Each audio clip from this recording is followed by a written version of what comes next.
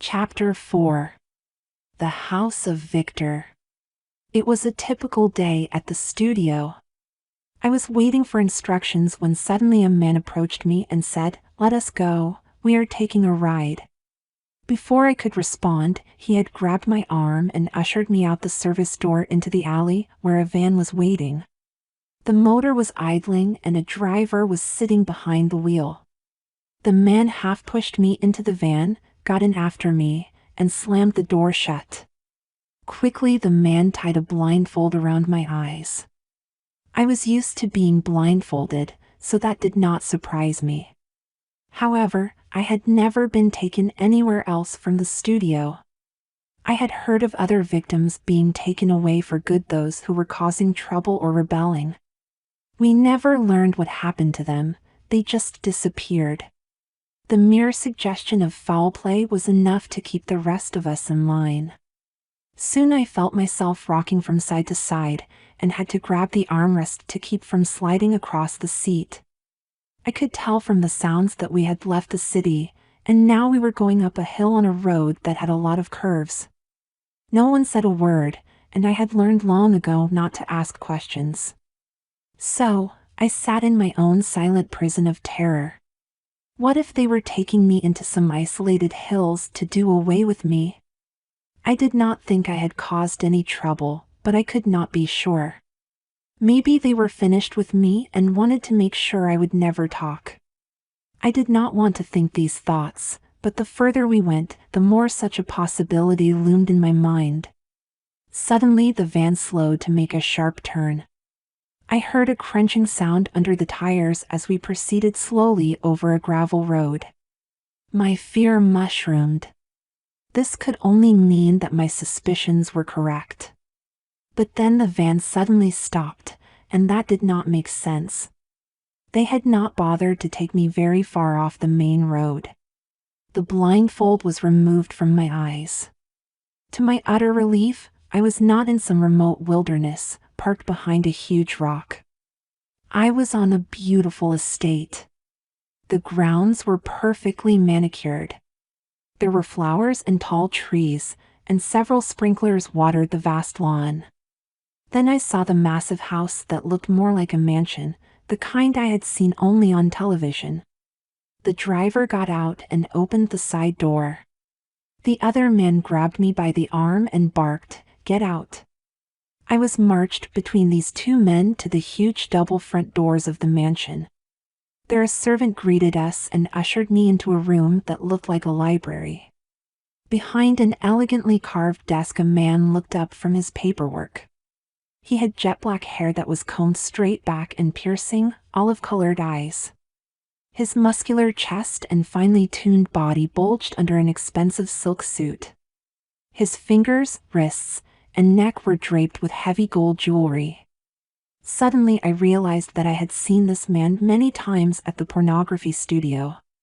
Was this the person the other girls had talked about?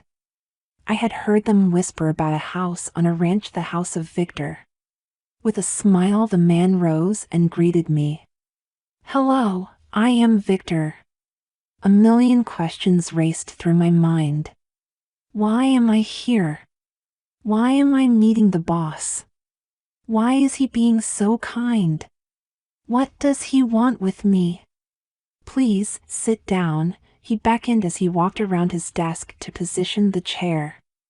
My mind said run, but my body sank into the sumptuous chair. "I am sure you are wondering why I had you brought here," he began. "As you probably know, I am the proprietor of the photography studio. I also provide a first-class service for high society here at my estate." His explanation droned on for several minutes. Finally, he came to the point. "I have been keeping my eyes on you at the studio, and I like what I see." My mind instantly thought, that is the most absurd compliment ever paid to me. But I held my tongue. "You have a certain something that the other girls do not have. I would like to bring you up here to my home, and if you pass the test I have for you, I am going to make you my special woman." As if I had any say in the matter, I thought. As Victor began reciting some of the benefits of being his woman, nice clothes, furs, the good life, all I could think about was Rhonda and the other girls at the studio. He had to know what was happening to them. He was responsible for their abuse, their drug addiction, their ruined lives which supported his lucrative business. I hated this man, and I most certainly did not want to be his special woman. But what choice did I have? If he was truly that evil, as I was sure he was, then there could be no escaping him. I thought about the other girls who had rebelled, and how some of them had simply disappeared. To resist him could cost me my life. So, it might just be better for me to go along with him, if not in spirit, at least in body. Perhaps that might keep me from suffering the sick kinds of sexual abuse I had heard that other victims endured at the ranch. You are going to go through a testing period where I will have you service some of my clients, Victor said. If you service them well and there are no complaints, then I will bring you into the main house to do my bidding. You have already passed several tests without knowing it, he remarked rather proudly. His tone of voice was both approving and sarcastic. You do what you are told. You keep your mouth shut. You even show compassion to some of the other girls who are having problems. That is a new twist in my line of work, and I kind of like it. I think you just might be the one to make me feel better when I am down. I was so angry that I felt like putting my hands on his $200 silk shirt, pulling him out of his genuine leather overstuffed chair, and yelling at him, yeah, if you'd been used like I had been since day one, if you tried to run away only to be trapped and brought back to worse conditions, if someone else had forced you to get hooked on drugs, if your very life was in danger, if you so much as looked cross-eyed at those perverted men, you'd mind your P's and Q's too, just to save yourself from a little of the hell you put your girls through. But of course, I did not say a word. I just sat there and silently seethed. I must have hidden my thoughts well, for Victor did not seem to notice. Come, he said, let me give you a tour of the house. The home was elegant, yet tasteful. Artworks that must have cost a fortune adorned the walls. There was a hand-carved staircase, crystal chandeliers, and the finest furniture in every room. But all I could think about as I walked through this mansion was the blood, sweat, and tears that had been spilled to pay for this man's lavish lifestyle. Finally, the tour was over. As Victor showed me to the door, his parting words were, by the way, you will not be going to the studio any longer. You will be coming here. And you will be mine soon. Victor's connections. During the next few weeks as I waited for his call, all I could think about was my introduction to Victor, his house, and his incredible conversation with me. I went through the motions of college classes, church, and tending to my father's home, but my mind was on Victor. Why me? I kept asking myself. I was so confused, so tired, so beaten down, and so strung out on drugs that it was almost impossible to think logically. Victor had made it sound like I had a choice. But what kind of a choice was it? A choice to try and run, only to be found and suffer ungodly consequences? A choice to rebel during Victor's testing of me and remain as one of the girls who were sexually abused and tortured by his clients? And so, I prayed even harder for God's love. Lord, if you do not hug me, I will go out and hug a telephone pole. I had an undying craving for love, and he was the only person where I found it. He was the one sane place in an insane world. I could not understand why he allowed me to suffer, but I could not afford to leave him. He was all I had. One thing was certain, I would not get any love from Victor. Though I doubted that he had any real affection for me, even if he did, I would never love him. I despised him. He was lord over his underground kingdom, and I was his slave. I had learned that he was into providing sexual services of every conceivable kind. He was into all forms of pornography, including kiddie porn, homosexual porn, and snuff films that show the abuse, torture, and ultimate murder of humans, usually children. Gradually, an appalling realization came to me. Without realizing it, I had probably been connected to Victor since early childhood. All the pieces fit. He was the mastermind of a national pornography ring. He had leg men working for him throughout the country.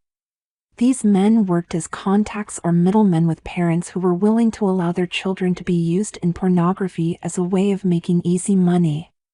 My mother was obviously one of those parents. No doubt about it, children made big money for the pornography business, and Victor kept meticulous track of his investments. Just because a child moved from one parent to another, or from one city to another, did not mean that the child could not continue being used. Just because I was brought to live with my father in another state did not stop my mother from using me in the pornography business. In fact, whereas before Victor only had long-distance control of me, through my mother, now that I was living in his own backyard, he had literal control of me.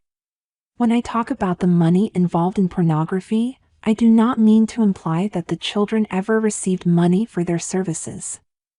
They did not. They only made money for their parents. The children were the product used and sold for profit. I was never offered, and I never would have accepted 1 cent from my mother or from the pornographers, either as a child or as an adult victim. The house of torture. When Victor's men finally came for me, I was exhausted from the sleepless nights. When the blindfold was removed, we were in front of his house, just as he had promised. That weekend was spent servicing his clients in a smaller house on Victor's property. Originally, it probably was a servant's cottage, but now it was used as a place where evils of the worst kind took place. I quickly labeled it the House of Torture. It had several small rooms, each equipped for a different purpose. There was a room for bondage sex acts that was equipped with restraining devices and leather straps for whipping the victim. Another room had hooks and a rope. The client could hang his victim upside down while performing acts of sexual perversion. There was a third room that was equipped with whatever the client had ordered. Even the most creative mind cannot conceive of the weird sexual desires that these perverted men had, or of the equipment they would request in order to perform their sick desires. I spent the entire weekend in the House of Torture. 2 days and 2 nights with Victor's so-called high society types were more than enough to make me want to either end my life or tell Victor that I would be his woman.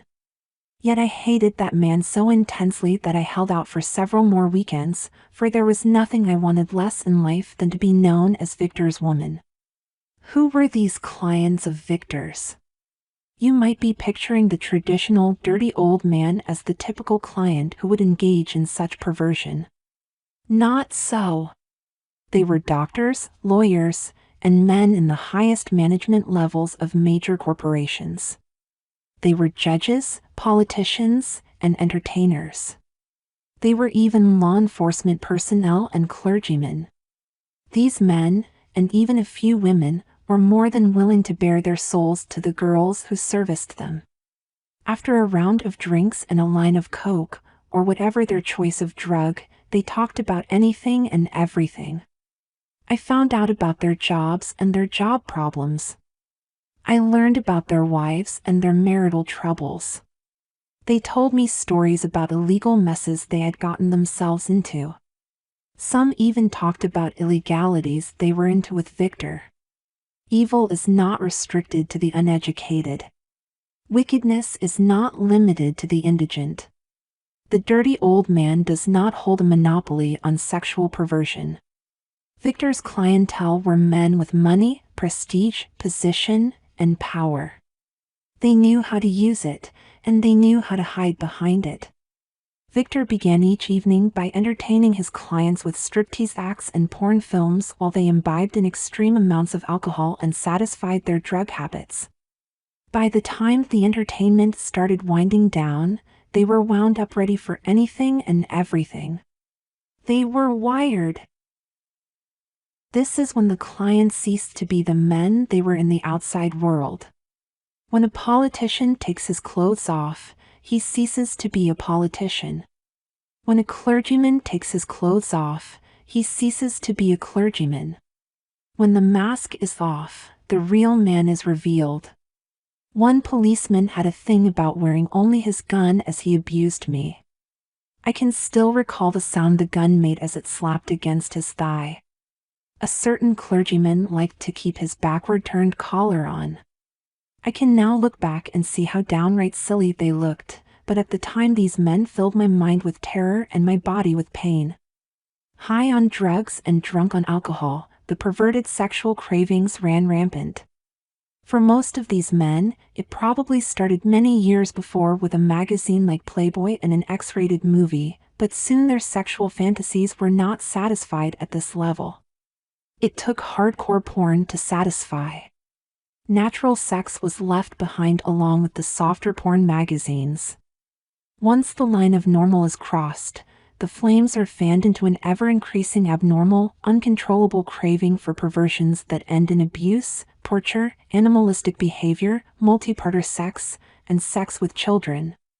The cravings become more and more deviant, finally culminating with sexual acts that are almost unthinkable to the mind that has not been polluted with hardcore pornography. On a typical night of activity at the ranch, I would be used and abused sexually by anywhere from 1 to 10 men. Sometimes it was one at a time and sometimes 2 or 3 together.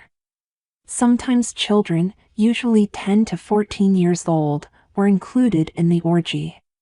Many of Victor's clients were so perverted in their sexual desires and in the kinky sex acts they demanded from the girls that some of them became nothing less than pure torture. Those long, never-ending nights blurred together. The brutality, the depravity, the lewdness, and the degradation of mind, soul, and body mingled together into one long, fiendish nightmare. Much as I was repulsed and nauseated at the thought of graduating to Victor's house, I began to feel that this was the only way I could survive. After one particularly brutal night with several clients whose sexual demands left my body bruised and battered, I began to cry.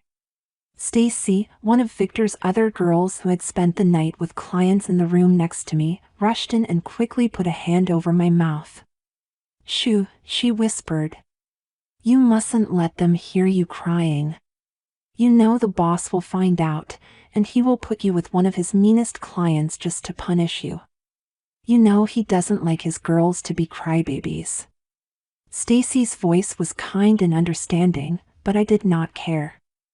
I pushed her hand away and blurted, "I cannot take it any longer.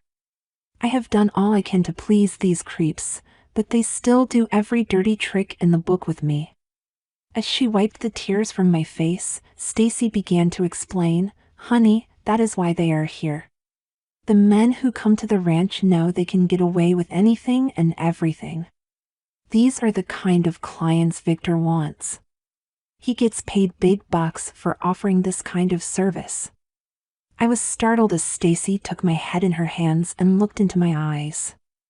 "Honey, you'd better take Victor's offer and run with it," she said. "I would if I had the chance." I could not believe I had heard her right. She could not be advising me to be the woman of the man we all hated. As I began to shake my head, she held it still and whispered, "Do not you see, you cannot last much longer? At least try it. What do you have to lose? If you run, he will go after you and find you. You know he will. And if you spend many more weekends in this hellhole, you will not make it." Weakly I nodded my head. I knew she was right. "Just remember one thing," she added in a stern voice. She was so serious that I did not think I wanted to hear what she was about to say. But I listened anyway. "Remember, Victor is a dangerous and unpredictable man. Don't you ever forget it. I have been here a lot longer than you, and I saw what happened to his last woman who got out of line."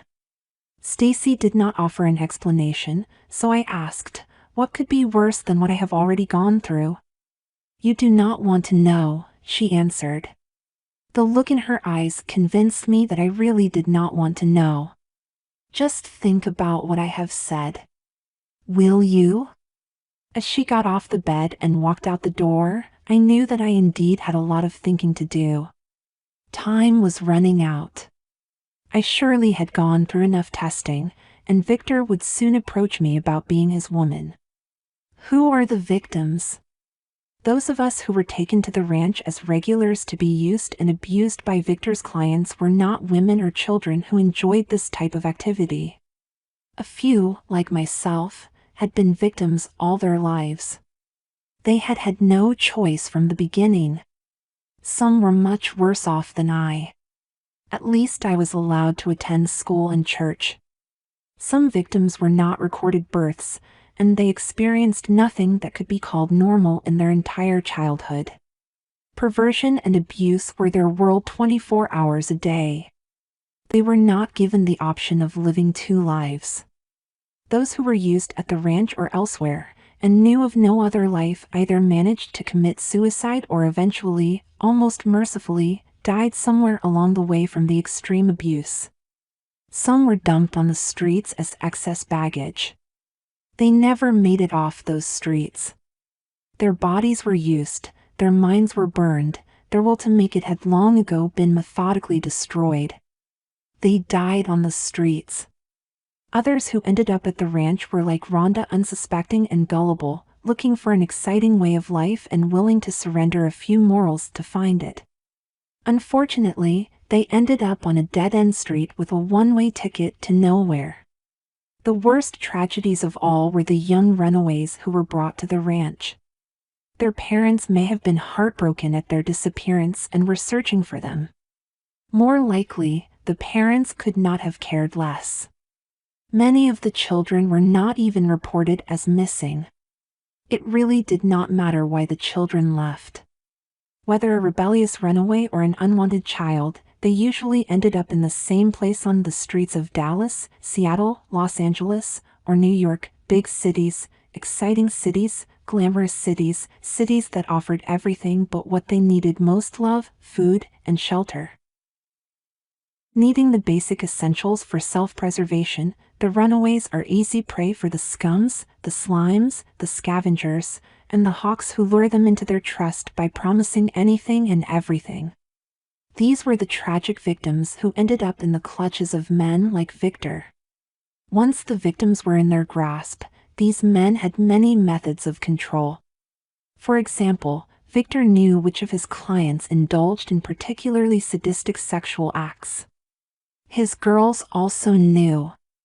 If one of the girls was not playing the game to his liking, he only had to threaten to assign her to one of these men. Usually, the threat was enough. It was bad enough to draw one of these men for a single night. To get him for a successive number of times was pure hell. But the worst and most inhumane scare tactic was when Victor threatened, or actually assigned, a girl to the studio to be photographed with little children in sexual poses, or to the ranch with a client whose sexual preference included using little girls and/or boys and one of the women in sex acts. Nothing repulsed us more, or made us feel more dirty and guilty, than being forced to do these things with or to children. The threats were endless. The threat of cutting off a girl's drug supply if she was hooked, or the threat of giving her a forced overdose, the threat of sending pornographic photos of her to her parents. That is, if she had parents who cared, the threat of physical torture. The few who continually defied Victor just disappeared.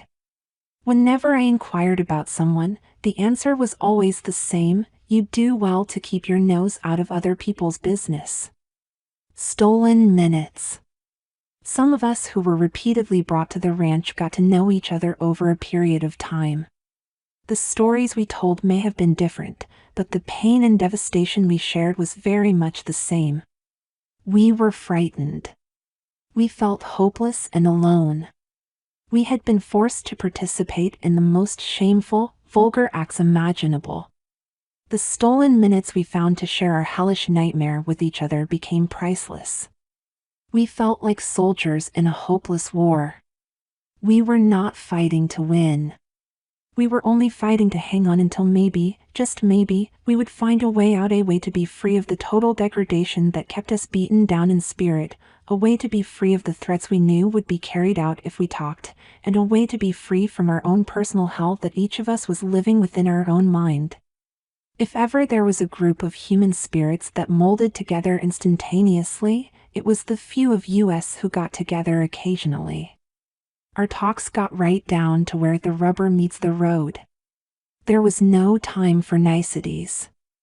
Every second counted. Every word counted.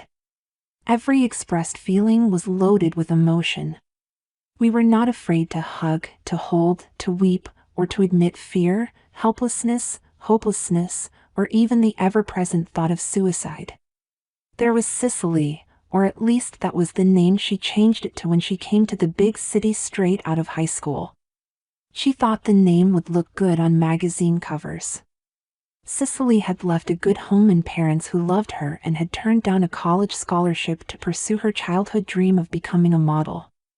Marcia had no dream. She had not turned down anything. The only thing Marcia left behind as a 14-year-old was 2 alcoholic parents, an older brother who had committed suicide a year before, and a younger brother who was doing time in a juvenile detention center. Then there was a young teenage girl who would not tell anyone her name. All of us, at one time or another, had tried to communicate with her, for in the midst of our own pains the look of emotional suffering on her face was so pitiful that we each felt drawn to her. Yet she chose to remain silent in her internal world of hurt. The 4 of us met together behind that house of torture one cold morning just before dawn. That night had been particularly horrible for each of us. The clients were all of the sicko perverted type, and we were all at the end of our rope, physically and mentally. Cicely had dragged a blanket behind her and we all tried to make it cover our arms and legs. For a minute or so we huddled together in silence, trying just to keep ourselves from falling apart. The silence was interrupted by the sound of crying. I looked up and saw Marcia bent over, her body heaving from the stifled sobs. Cicely put her arm around Marcia and drew her close. Marcia laid her head on Cicely's shoulder. "I am scared. I am so scared," she managed to say between sobs. "I do not have any place else to go." All of us felt the same. There was not much to say, there were not any answers.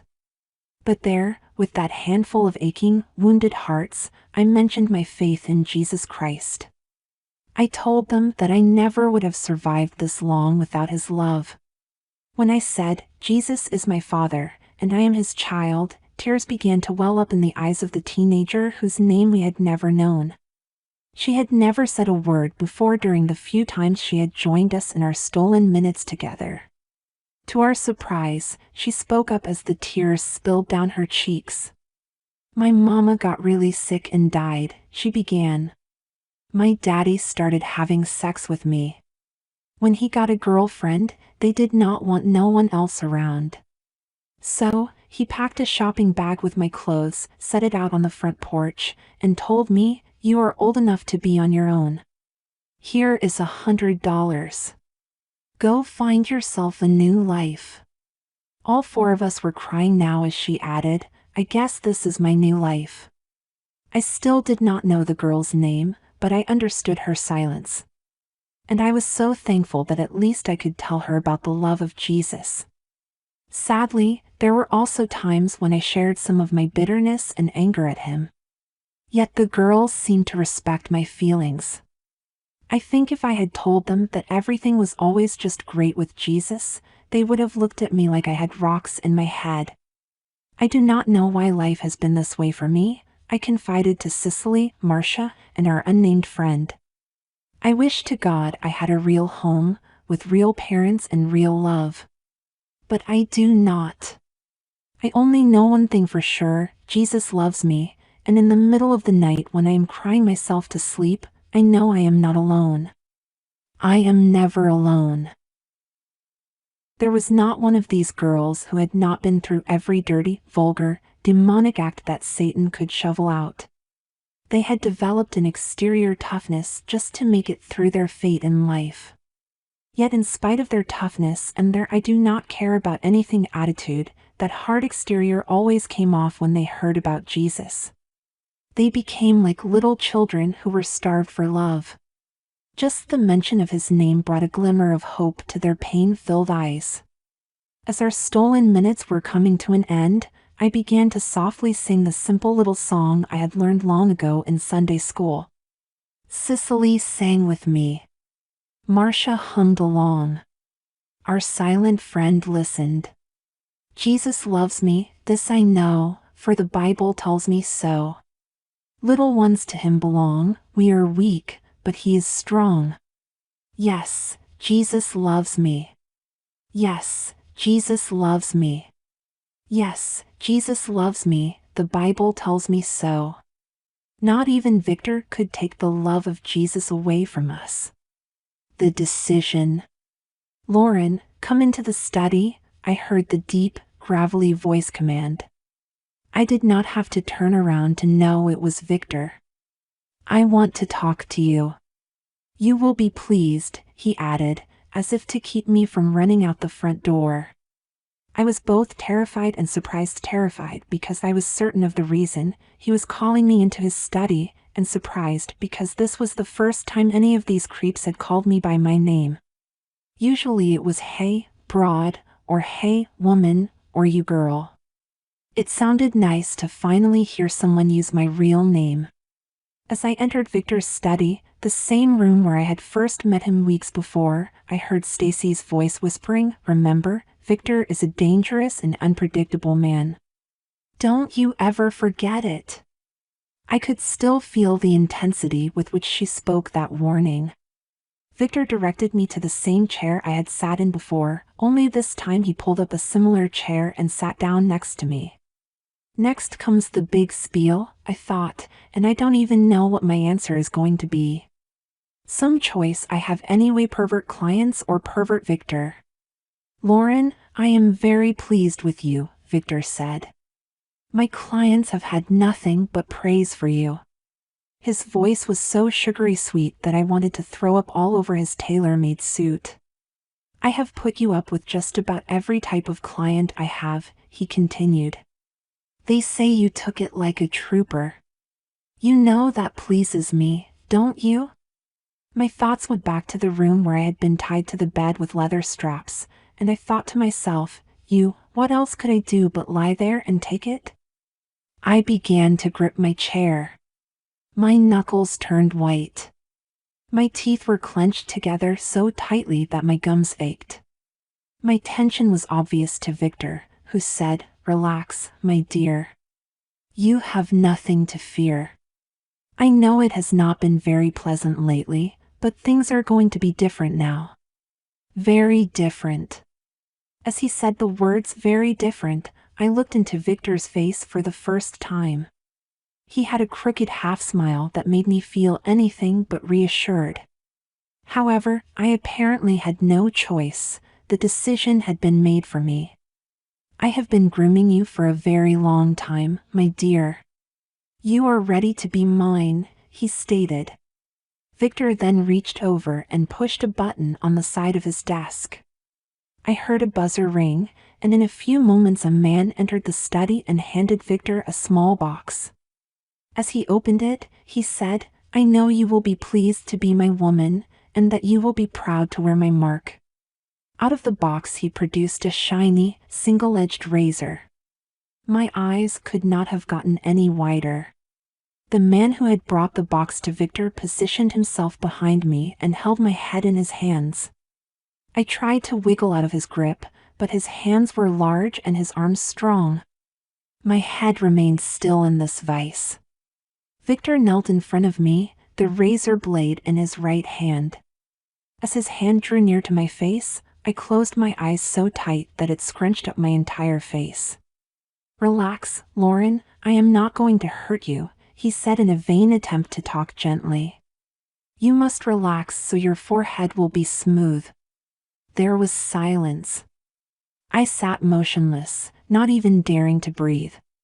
Suddenly my body jerked as Victor's voice solemnly announced, "With this mark I take thee as my woman." I felt a stinging pain on my forehead, then felt what must have been a kiss over the wound. A couple of seconds later a warm trickle of blood crawled down my forehead and over my tightly closed eyes. Someone, either Victor or the other man, wiped the blood from my face. Ever so slowly I opened my eyes. Victor was still kneeling in front of me, wearing that same devilish smirk. "You will forever bear the mark of Victor," he said. "You will forever belong to me." "No," I protested inwardly. "I belong to God, not you." Life did not change much as Victor's woman. The weekends and summer evenings that I was taken to the ranch always began with two men coming to get me in a van. There was the usual blindfold and the silent ride. The only thing that was different was that I no longer spent my time with clients. I now spent my time with Victor, and with every passing encounter, the warning Stacey had given me rang truer. Victor was dangerous and unpredictable. I soon learned that his sexual preferences were not much different from those of his clients. Just because his bed had a canopy over it and the sheets were made of satin did not cover up the horrors of sexual abuse. Just because I was abused by the same man every time instead of a variety of men did not make the physical or emotional pain any less. I was no less abused, and I was no less a victim. I really was not Victor's special woman. I was Victor's special fool. In the beginning, I was used only as Victor's sexual toy. Then he began to show me off to the more important clients whom he entertained in his elegant living room. He used me as an object to paw over, which made them all the more anxious to get their own girls in the other house. I was forced to do all sorts of things in front of these men that I cannot bring myself to describe. There was another change. I received more phone calls at my home, either from Victor or from one of his men. No doubt he thought that leaving him or running to the authorities was on my mind. He was right. There was no way that I could pretend to enjoy the life I was forced to have with him. "You talk and you are dead," the voice would say. "You run and we will hunt you down. You disobey and you will curse the day you were born." The warnings were never ending, and I knew they were not just empty threats. No one crossed Victor and got away with it. Besides, as much as I wanted to run, where could I go? To the police? They would want particulars, like Victor's address, and names of his clients, and I could not provide them. I was always blindfolded before being driven to Victor's house. I was not even sure Victor was his real name. And his clients surely did not advertise who they were and where they lived. The police would want me to detail my complaint, and I felt sure that my abuses were so bizarre that I would not be believed. And then I thought of the policemen who visited the ranch. Was Victor paying them off? Would they sabotage my efforts? If I failed, it could mean my life. And if I decided to just leave town instead, where would I go? Victor had his people all over the country. I had no doubt that he could hunt me down. I was trapped, and Victor knew it. The more time I spent with Victor, the more careless he got about what he said to me. He drank a lot, and when he was drunk, he talked about things that should never have reached my ears. I learned some of Victor's businesses. He operated a drug ring. He bought and sold black market babies. His pornography empire was more extensive than I had imagined. But Victor was not worried. He knew that I knew that he could put my life on ice at the snap of his fingers. Descending into hell. Victor's lust for evil was insatiable. He had partaken of just about every sin this world has to offer, yet it was not enough to satisfy him. I could see it coming. Victor was getting bored. One night, after what seemed to have been a very lucrative evening of business, he began to bemoan how jaded his interests had become. As he paced the floor, he kept saying over and louder, "Lauren, there has to be more. I know it is out there somewhere. I can feel it. But I cannot find it." A few weekends later, I detected a sudden change in him. With an air of excitement and anticipation, he exclaimed, "Woman, I have found it. I have found it. I have finally found it." When I dared to question just what he had found, he gestured toward me with his right hand. To my horror, he was holding up his index finger and little finger. Suddenly, my heart was in my mouth. My flesh began to creep. I felt chilled to the bone. I had noticed several of Victor's clients using that same sign. Just a few days before, I had mustered up the nerve to ask one of the men at Victor's entertainment parties what the symbol meant. The man explained that it represented the horns of a goat's head. "It is the sign of Satan," he declared proudly. Now Victor was holding up the same sign. I tried to scream, but the words came out in only a whisper. "Victor, no. No, no, no." He looked at me with a glint of evil in his eyes and tauntingly whispered, "Yes, yes, oh yes." Then he threw his head back and began to laugh, not only of pleasure, but of frenzied glee. Victor had always been evil. Victor had always been wicked. But that night I felt an evil presence in him, darker than any evil I had ever felt before. It was hellish. It was fiendish. For the first time in my life, I felt as if I were looking into the face of Satan himself. Never had I seen such a look of demonic hell. Never had I heard such a laugh of depraved insanity. Victor would never be bored again, for Satan knows no limits in his diabolical schemes. Victor had dared to step into the realm of Satan himself. The only fact that terrified me more was the knowledge that I would be forced into that world with him. There was no comfort in knowing that my life would be spared until he was through with me. I would have welcomed death, for I knew that despite the insanely wicked life I had already endured, the horrors were sure to get worse as Victor progressed deeper into Satanism. Chapter 5. Basement of Death. Victor's men always came to pick me up late in the evening, probably because there was little chance of them being seen. One Friday night I heard their knock but refused to answer the door. I just could not stand the prospect of being with Victor that night. His wicked grin and the evil expression in his eyes sent chills up my spine. I had become obsessed with thoughts of escaping his ever-increasing insanity. It seemed ridiculous to keep living this nightmare. One way or another I had to get out. I knew I could not escape in any conventional sense, so I had thought about suicide.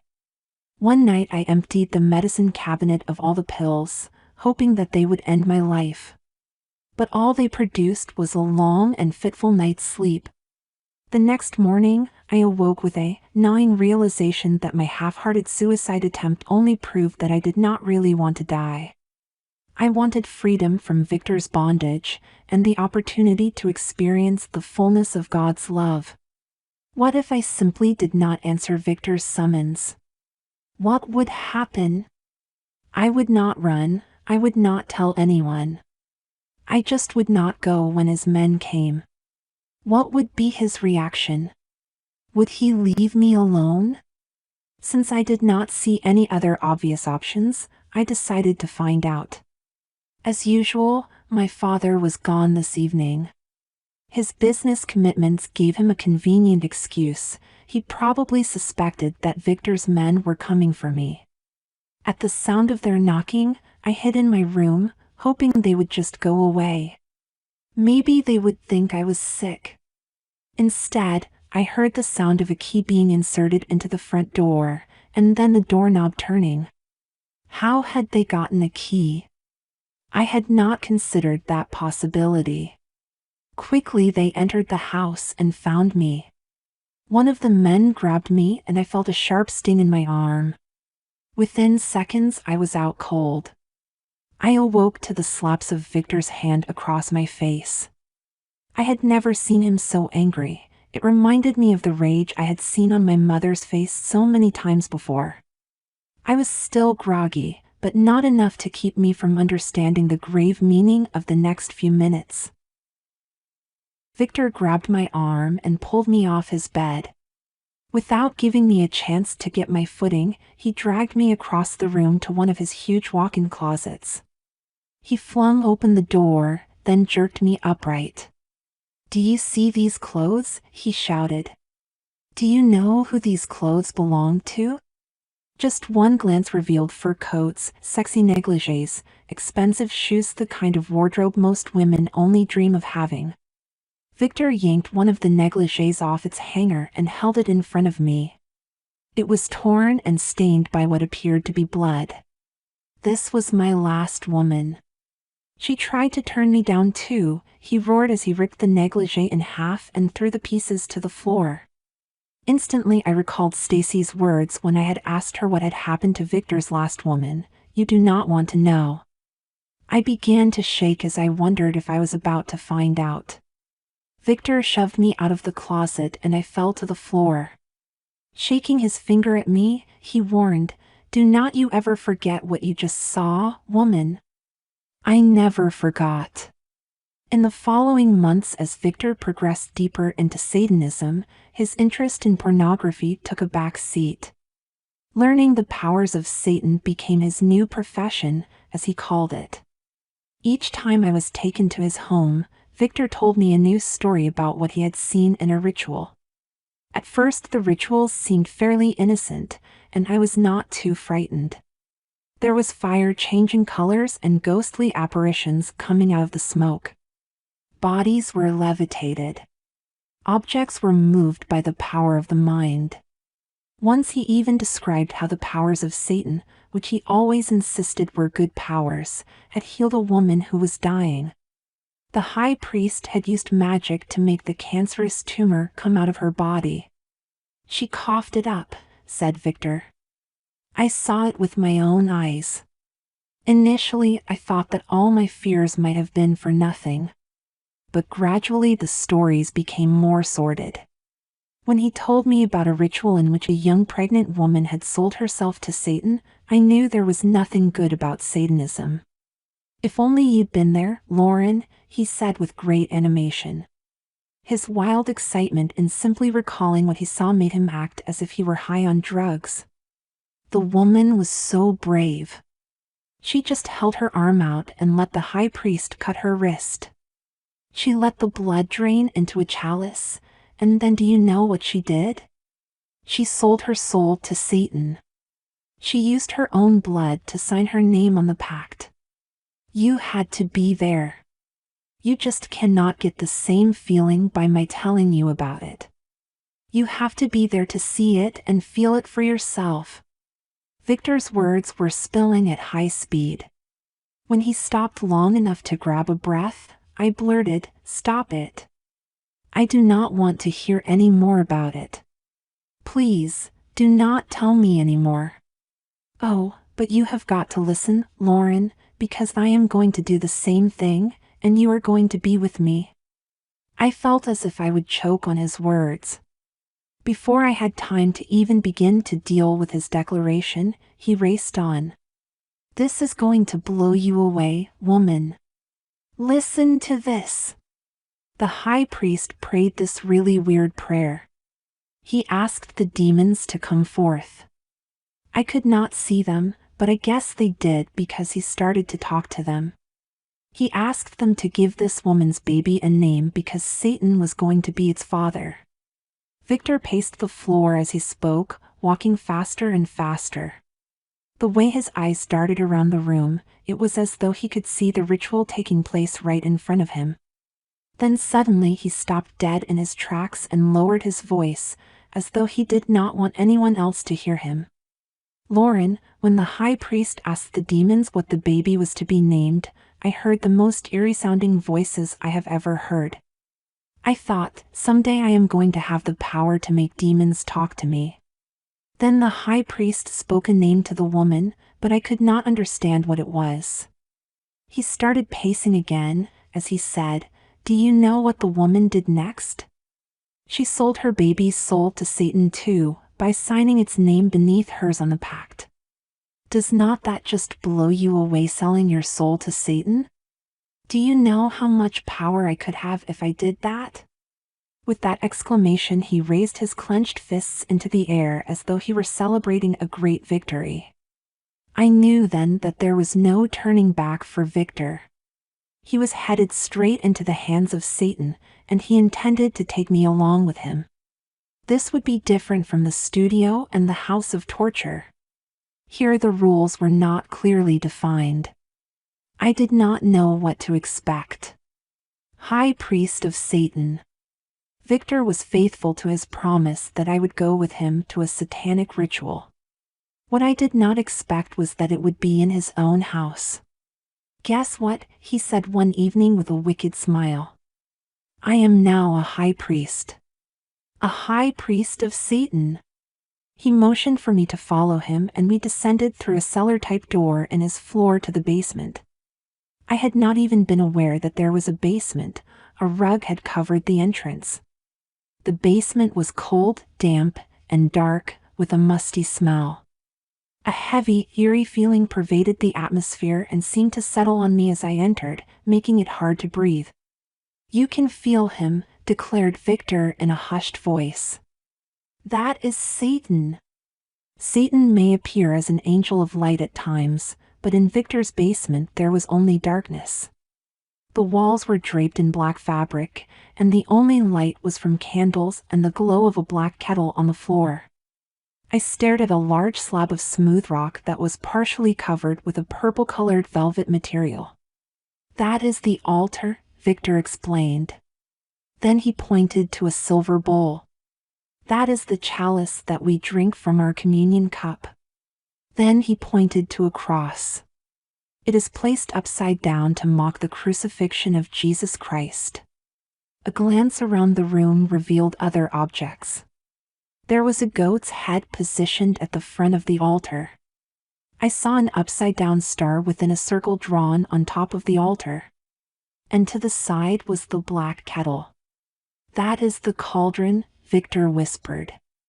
"Demons are summoned from the fires of hell that are burning in it."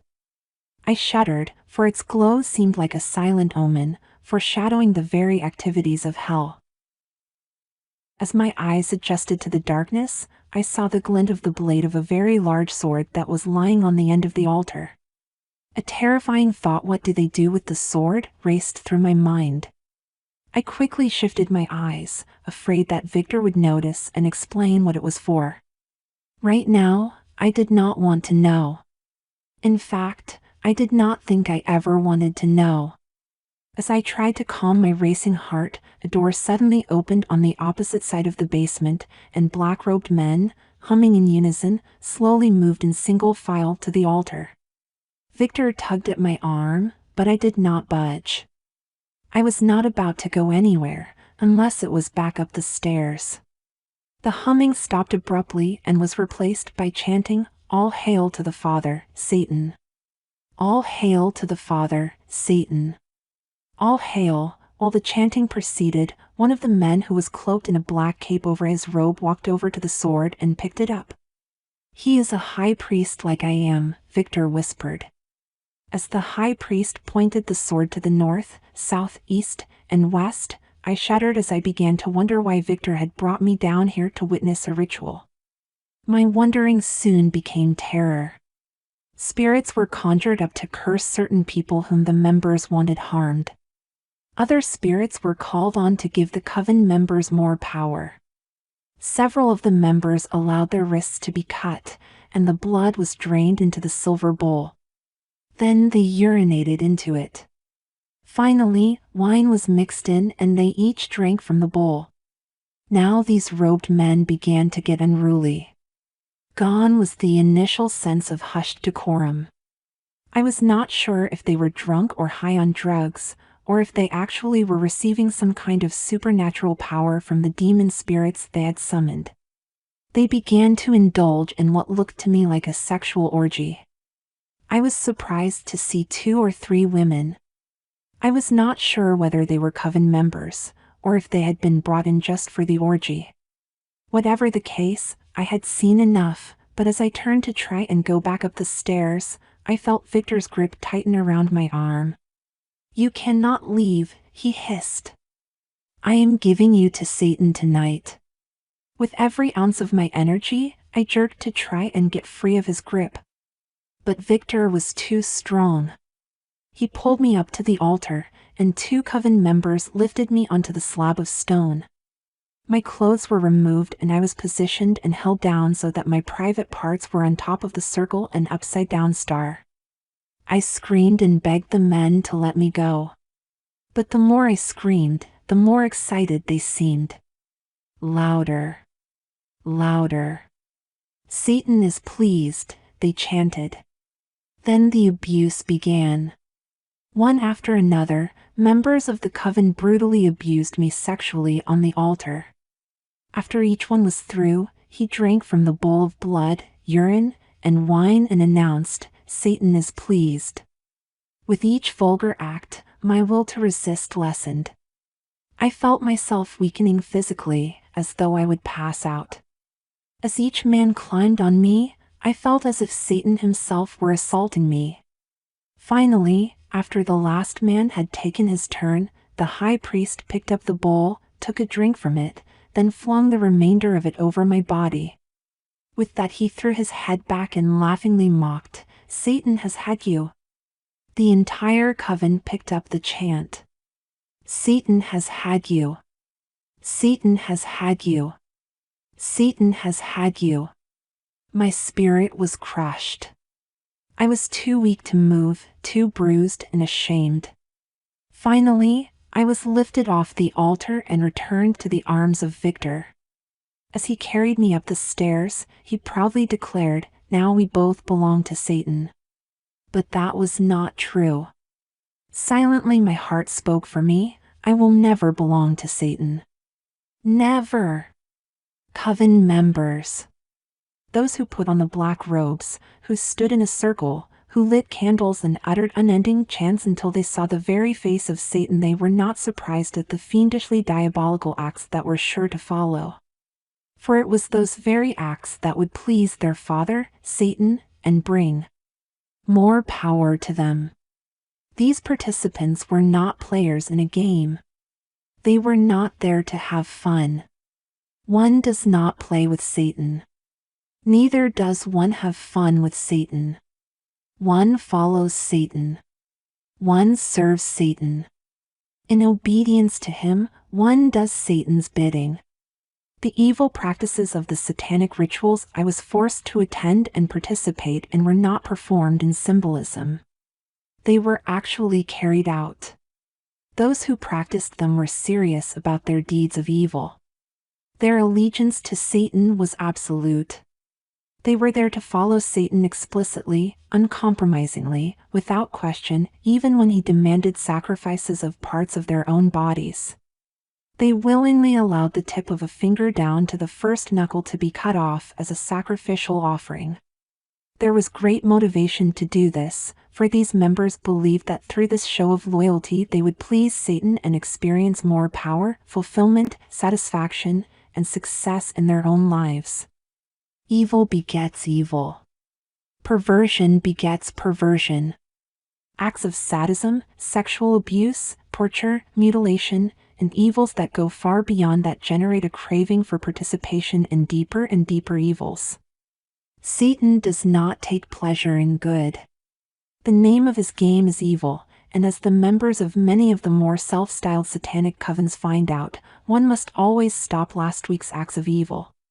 To gain more power and continue to please their hellish father, one must eventually go beyond even what the human mind can conceive. Only the father of evil could conceive such diabolical acts of perversion and wickedness, and only the father of evil could seduce a human being to carry out such acts. I heard demonic spirits order deeds of such a heinous nature that even the bravest would cringe. Usually I heard only the voices, but on a few occasions, I saw the demons materialize. Sometimes they took on the most hideous and grotesque forms imaginable. Usually, however, they appeared as ghostly apparitions with a vape-like quality that I could not quite decipher.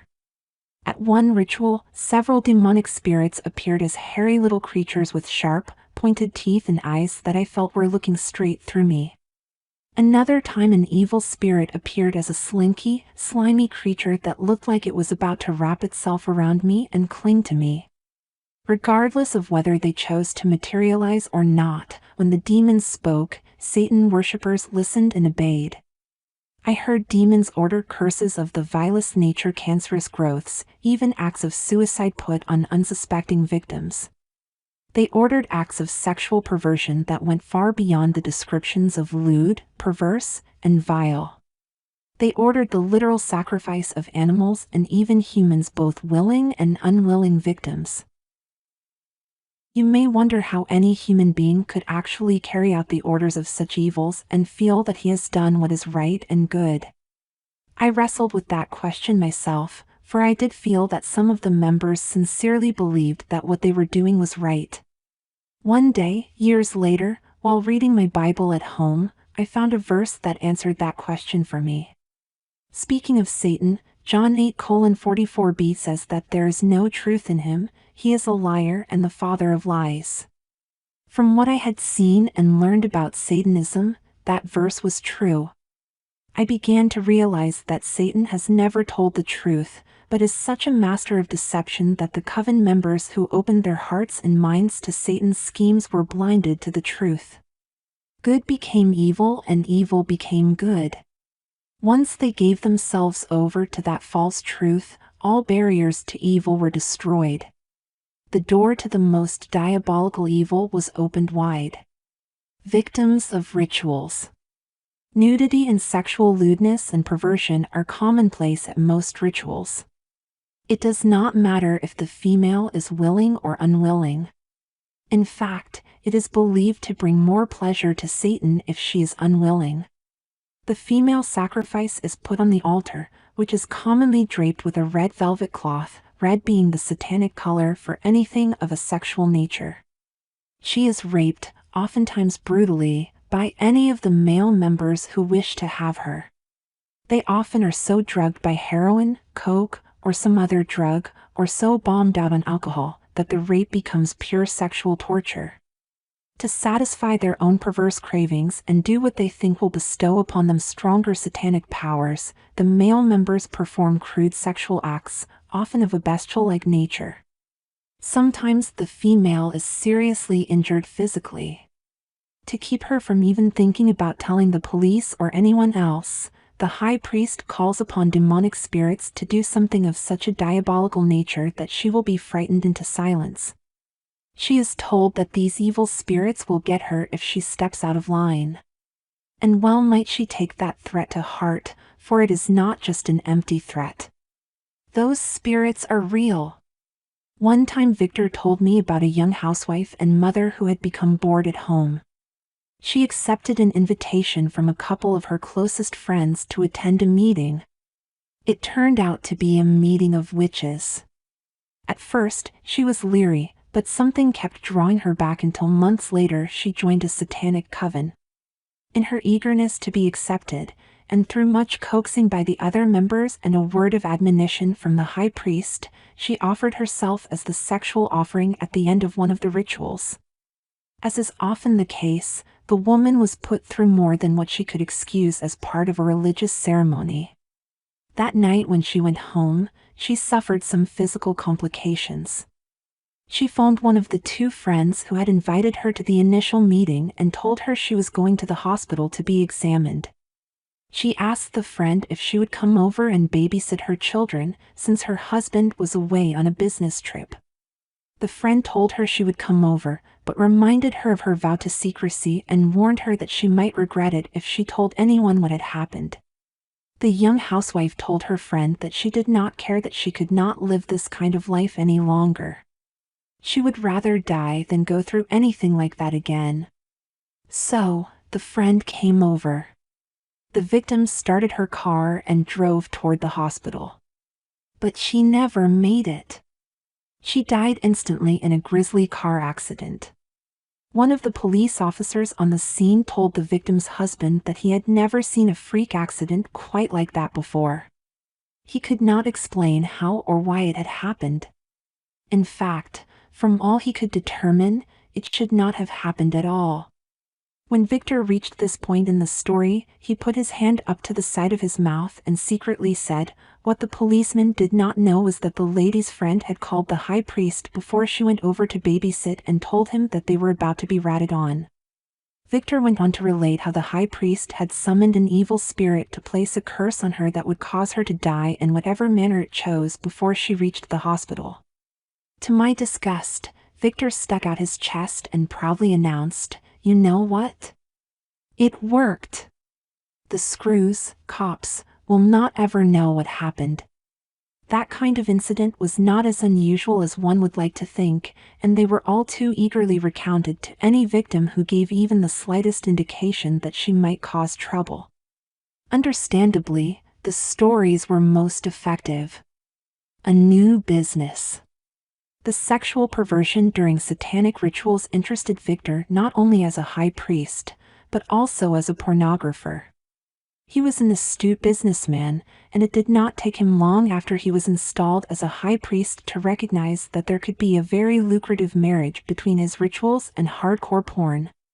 There was sure to be a market for such heretofore unknown types of films and videos. There could hardly be too much blood and gore. There could hardly be too loud a scream of pain and agony. There could hardly be too much mutilation. There could hardly be too much partaking of the flesh of sacrificed body parts or too much drinking of blood that was drained into a crucible. These films, videos, and photographs were not sold to the stereotyped dirty old man in seedy porno shops. Victor marketed them to doctors, lawyers, corporate businessmen, and high-level political figures. Only they could afford the $1,000 per photo or the $5,000 to $20,000 per film or video. The more barbaric, cold-blooded, and unrestrained the acts of Satan were, the more Victor could get for the film. In fact, the more diabolical they were, the greater the demand. Because I was Victor's woman, I was privy to information that most of the other victims never learned. Occasionally, I am sure I heard discussions that were not intended for my ears. In fact, I wished I had not heard them. But Victor was very proud of his little empire. He was fond of bragging about how he had started with nothing. If you didn't know better, you could easily get misty-eyed listening to stories of his boyhood poverty. Then, with a sweeping gesture of his arm, after making you feel so sorry for him, he would boast, "And now all of this is mine. All mine." One evening he had had too much to drink. As he was boasting about his accomplishments to me, the phone rang. When he answered it, he forgot that I was there. It was obvious to me that he was talking to someone he knew quite well. They were discussing the buying and selling of some of his photos and films. "Look, Bud," Victor said impatiently, "you are offering peanuts for a product that is worth more than gold. Do you know what the market is? These are one of a kind. You will not find them anywhere else. So, stop playing dumb with me." For the next few minutes, sums in the thousands of dollars were bandied about. "All right, 15,000 for that one," Victor agreed. "You drive a hard bargain." Once during the discussion, I jerked in my chair in response to what he was saying. Victor looked up and suddenly realized I was still in the room. "Get out of here and shut the door behind you," he barked. My own hell. Not all of the rituals took place in Victor's basement. Some occurred on the far side of his estate, or deep in the hills. Occasionally we ventured into a church or cemetery. But no matter where they occurred, it was my own personal hell. I was not Victor's woman for the purpose of becoming a Satanist.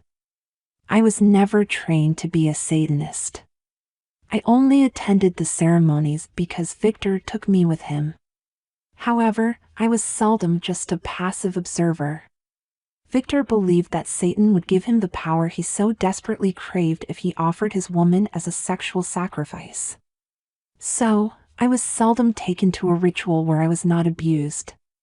My one small defense was to carry a little New Testament with the Psalms hidden in a pocket.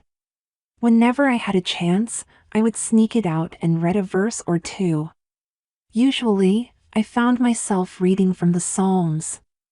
It comforted me to read about David's despair and how God kept loving him and giving him the strength to go on. Once when I was offered as a sexual sacrifice, the New Testament fell out of my pocket. Victor saw it and was livid. He picked it up and tore it into tiny pieces, then threw the pieces on the ground and urinated on them. When he was done, he commanded me to never touch another Bible. "I will not have my woman being a Jesus lover," he yelled. "And neither will Satan." To my shame, I remained silent.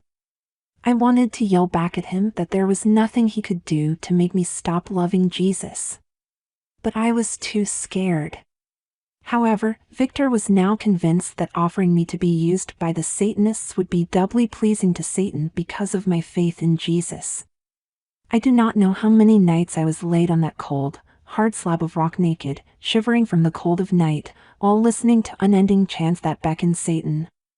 Every time, the same horrifying fear would grip my heart as the demons were conjured up to give their orders as to how my body would be used. The steel of a purified knife glistened in the candlelight, and I wondered if it would be used on my body.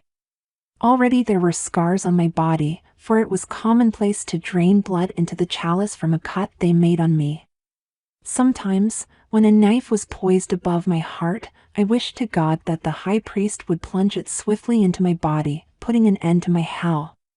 My life was a slow, torturous death that never ended. Suffer the little children. Another element of some of the rituals was the sacrifice of animals, and even infants sometimes taken directly from the young pregnant mother. I hesitate to write of these sacrifices, but I must. I witnessed the ultimate sacrifice of a baby skinned while still alive. I heard its screams, which must have reached the heavens. But even God seemed to turn a deaf ear. I often wondered why he allowed the hideous torture of a helpless, innocent little child. Did not have the power to protect the little ones? Did not the sound of the screams that only an infant can make bother him? Was he a God of love, or was he a cold, uncaring God? Bitterness and anger toward this God of love began to grow in my heart. How could this person show no pity on an innocent baby? That question would ring in my mind until I would find myself looking up to the heavens, screaming at him in anger and resentment. Victor told me that the purest sacrifice, the sacrifice that pleases Satan the most, is none other than an infant or young child. Why? Because children represent purity and innocence, they belong to God. Animals are offered to Satan. Adults, willingly or unwillingly, are offered to Satan. But Satan revels in the most macabre, inhuman, and bestial evil he can conceive in the diabolical machinations of his mind.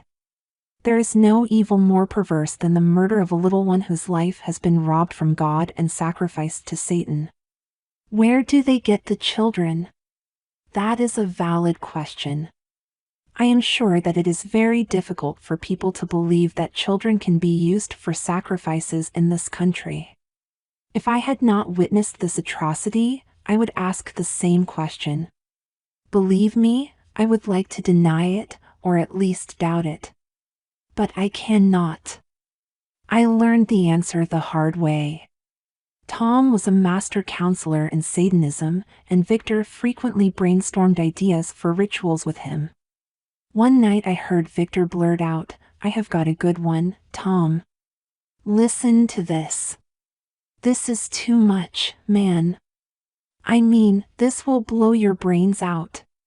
Victor tried to describe his idea, but he was so consumed with the brilliance of his newly devised horror that he could not speak.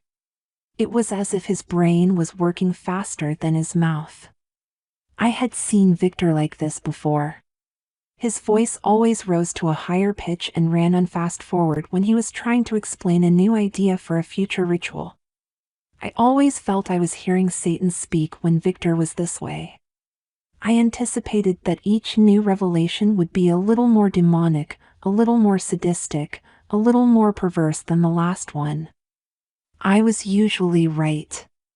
This one was no exception. "Tom, I want Satan to give me more power than any other high priest," exclaimed Victor.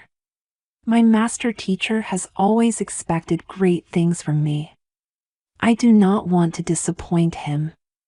I have been racking my brain thinking about what I can do that will make me more powerful than anyone else. I think I have found it." "I am afraid to ask," Tom said dryly. "Do not lay too much on me if I have any part in your new plan." Though a close friend of Victor's, Tom had always been a little leery of these brainstorms. "It goes like this."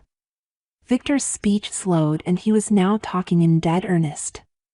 "We'll get a teenage boy and girl off the street and bring them up here.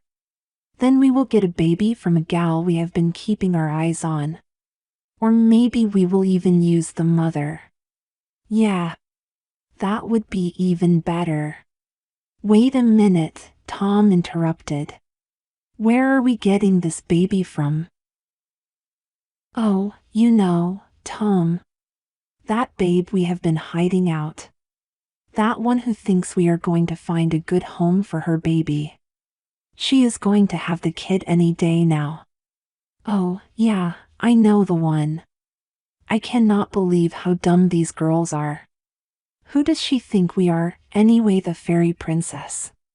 Tom was laughing so hard he could hardly speak. As the laughter died down, Victor continued. "We'll marry the two kids off to each other during the ritual. Then we will present this little kid to them. We'll make them a family, mom and dad and the new baby the whole family's seen." Victor was getting excited again. Speaking faster and faster, he began to describe his plan for presenting this entire family to Satan. The two teenagers would be forced to sanctify their marriage union by having sexual relations with each other on the altar. Then the teenagers and the baby would be sexually abused by the coven members. The grand finale would be the sacrifice of the baby. When I heard that, once again, as I had done so many times before, I raised my head to the heavens and silently cried out, "My God, what more can Satan do?" Once again, the heavens remained silent. What particularly shocked me was the way Tom and Victor, and occasionally some coven members, discussed where and how they would get the babies. I learned from Tom that there were fraudulent people who represented themselves as caseworkers of adoption agencies or heads of placement homes. They carried so-called legitimate identification papers, but they were either Satanists or were acting as go-betweens. Their purpose was to get the unsuspecting and well-intentioned unwed mother to sign her baby away to a pornographic ring or to people connected with satanic cults.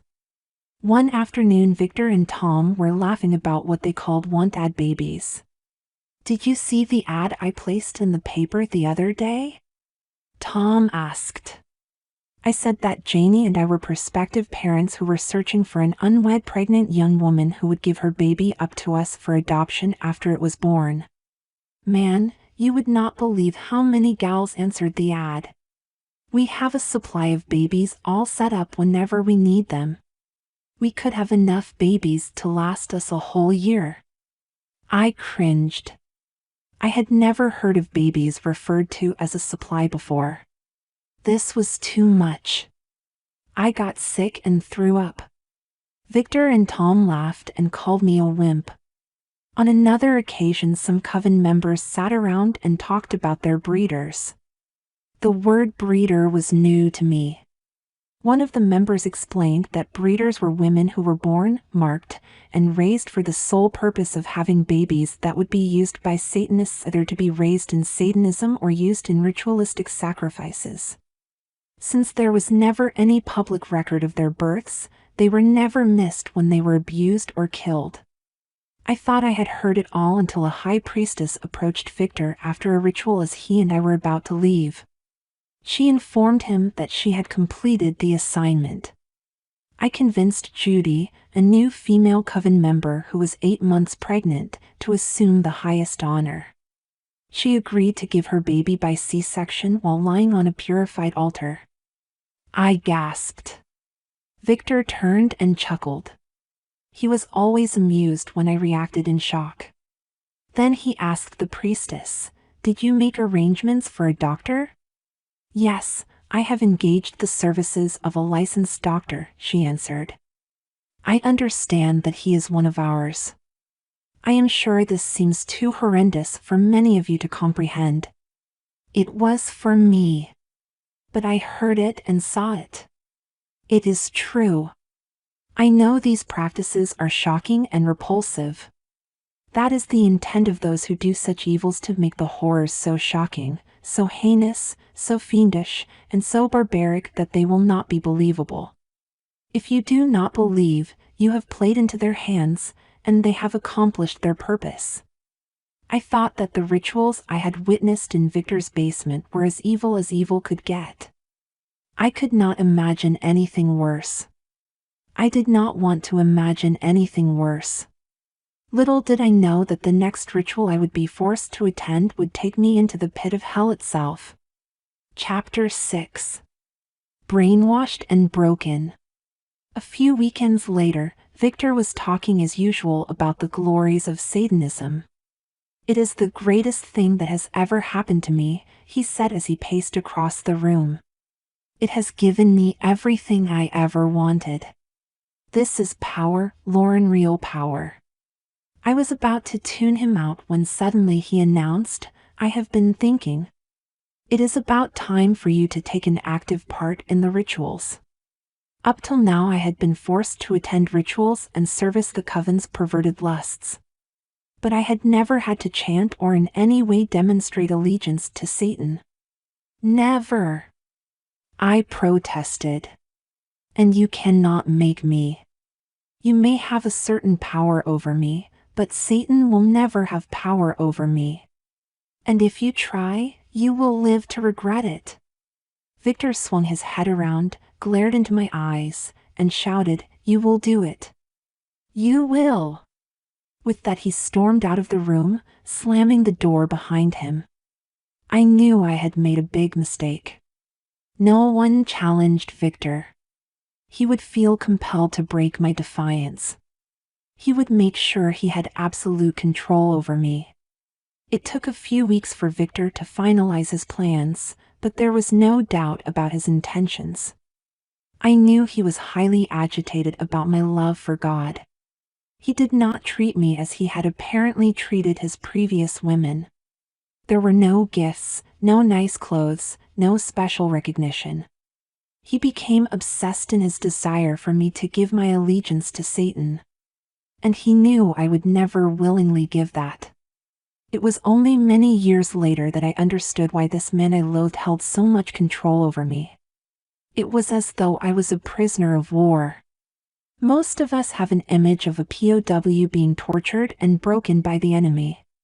We have heard of sleep deprivation, isolation, untold hours of questioning, needles under the fingernails, the use of drugs, and various forms of bondage being used to brainwash soldiers. It can bring the strongest man to his knees begging for mercy, pliable in the hands of his captors. That kind of thing happens in Asia or Eastern European countries, not the United States.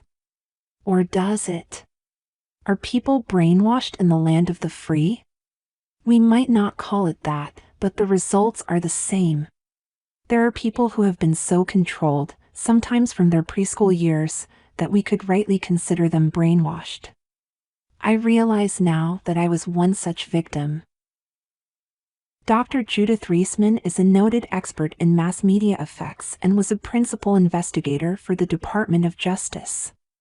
She has done exhaustive study in the area of child sexual abuse. When I asked her why I could not run from my captors, she explained, "Thousands of children and young adults are in a similar situation to yours, and it has nothing to do with the will of the individual to escape, If they have been appropriately brainwashed, they become paralyzed in their effort to remove themselves physically from the situation. We know that paralysis has to do with threats of specific kinds of violence when one tries to escape. But setting that aside, the behavioral finding here is that brainwashing creates a psychological paralysis in the victim. There is no way to deny that because it holds across all races and religions. Your situation is not unique to either time, gender, or place. Of course, as a 4-year-old, I would not understand the process of mind control. But I can understand now what was happening. It began with my mother having me stand in front of a mirror and say over and over, "I am no good. No one wants me. I am bad blood." It was reinforced when my mother told me that the children Jesus loved were not like you. Not like me. I repeated that lie over and over again. I did not know it was a lie. I believed it. The humiliating experiences with the dirty men, and posing nude and in vulgar positions in front of the camera reinforced my belief that I was worthless. Much as I desired happiness, I believed I did not deserve it. I did not know why I was so bad, but my mother constantly reminded me that I was. As I got older and began to realize that maybe my mother was bad, and I found the courage to try to find help, I was crushed by the repeated futility of my attempts. On top of that was the total control my mother exerted over me. Until I ran away from home, I was never allowed to have a friend. I was never allowed to go to another girl's house. I was seldom allowed to play. I never enjoyed any birthday parties or Christmas gifts. Whatever she told me to do, I had to obey instantly or face terrible consequences. When I moved across the country with my father, that control shifted to Victor. Victor's methods were more brutal, but just as effective. There were the drugs that sedated me so I would be cooperative during the pornographic sessions. The drugs clouded my mind and bound me to Victor as the supplier. There were numerous threats, with enough examples to demonstrate that they were never uttered idly. If I did not cooperate, they could inflict the most heinous punishment. If I talk, they could arrange an accident and end my life. There is no question that Victor and his men had almost total control of my life. But it was not absolute. Despite their thorough programming, they could not make me worship Satan. This was where I drew the line. My allegiance was to Jesus Christ, not Satan. Victor knew that. And he was determined to break that last hold on my life. One day I was again picked up at home and driven to the ranch. Victor met me at the front door, grabbed my arm, and rushed me down into his basement. By now I had made many trips to that basement, but I never got used to it. It was dark and musty, and I always sensed that same eerie feeling of evil hanging in the air. The silence of that darkness was broken by a voice. I knew it had to be Victor's, yet it sounded as if Satan himself were speaking to me. "The Father has chosen you to present your purest offering to him. Not only will you present that offering, but you will lay that offering on the altar and sacrifice it to the Father, who will be pleased to accept it." Horror seized my mind. Terror froze my heart. The purest sacrifice, the most pleasing sacrifice, the one sacrifice I could never make unless my mind and will were completely broken, was the sacrifice of a child to Satan. Victor could call it an offering. Satan could call it a sacrifice or gift. They could put any label they wanted on it. But to me, it was murder. I would not do it. They could not make me do it. Or could they? I heard footsteps go up the stairs, and I knew that Victor had left me alone to ponder the most diabolical act I would ever be asked to perform. In the darkness of the basement, I fell to my knees. Tears streamed down my face. My fists pounded the cement floor in outrage. A voice in the dark. By now I was so confused that I did not know whom to pray to, whom to beg for mercy. How many times I had prayed to God, and he still had not rescued me. Maybe if I pleaded to Satan, he would let me off. I had seen miracles, real miracles, performed in his name. Maybe he did here. Maybe he would answer. Obviously, he had power, awesome power. I had certainly seen Satanists perform powerful deeds of evil. I was not interested in that. But I had also seen Satan's power used for good. I thought about the time when one of the witches in the coven was having financial problems. Her husband had left her, unable to deal with her religious lifestyle, leaving her with 3 children, no job, and no food in the house. She had prayed to Satan during a ritual and asked him to provide her needs. I knew she had sold her soul to Satan, and I was curious to see if Satan would take care of his own. The woman returned home that night and found her kitchen cupboards and refrigerator fully stocked. Cans, bottles, boxes, and fresh food were not just left on her porch, they were all put away in the right places.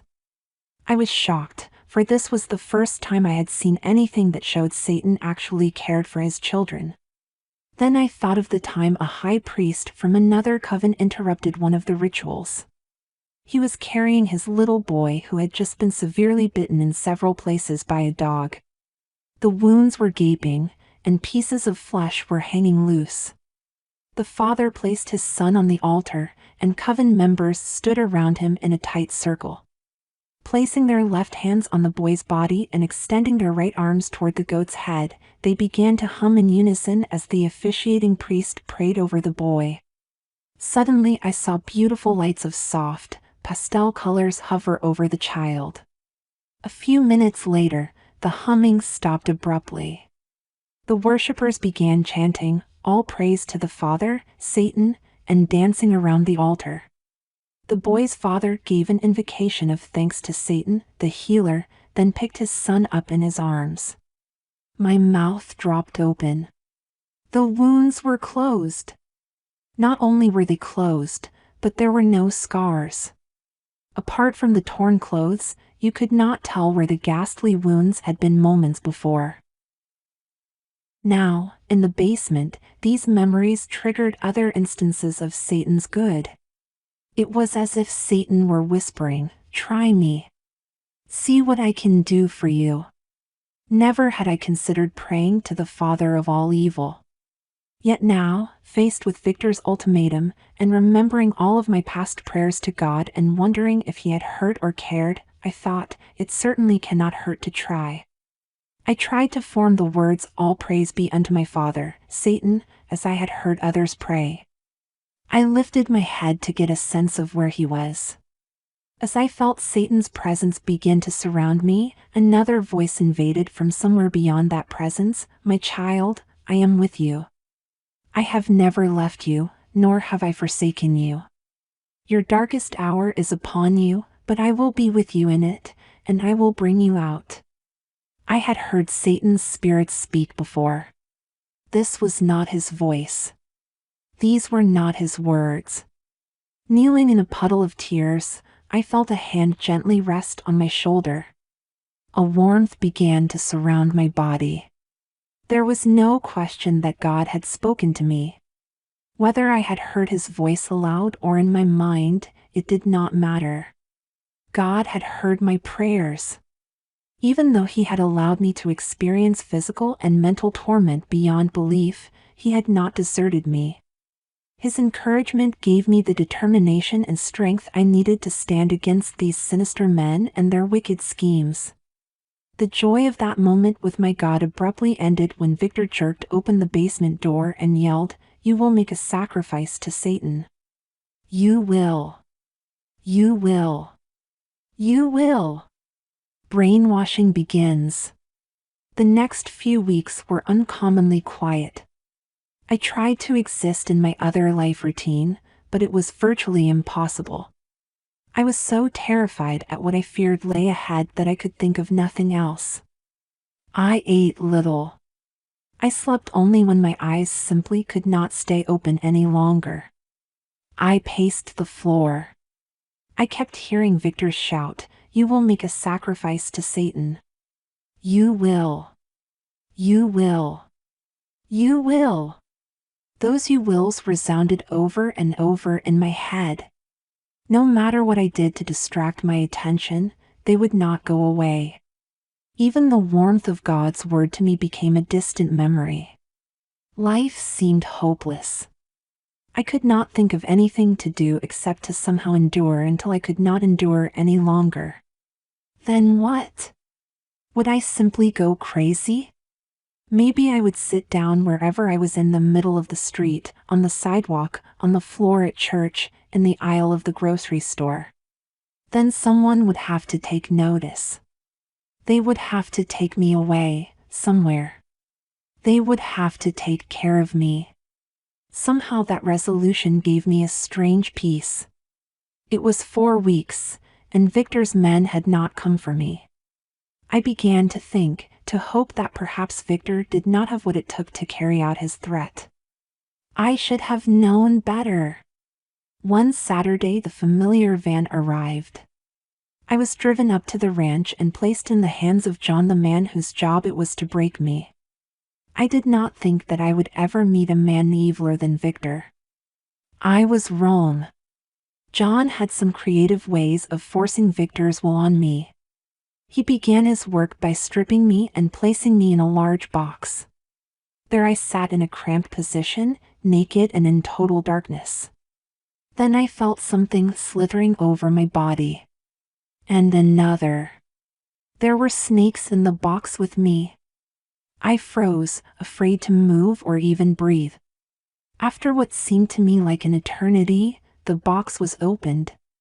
As soon as John released me from the box, he asked, "Will you willingly make a sacrifice to Satan?" Instantly I thought of the words, "Your darkest hour is upon you, but I will be with you in it and I will bring you out."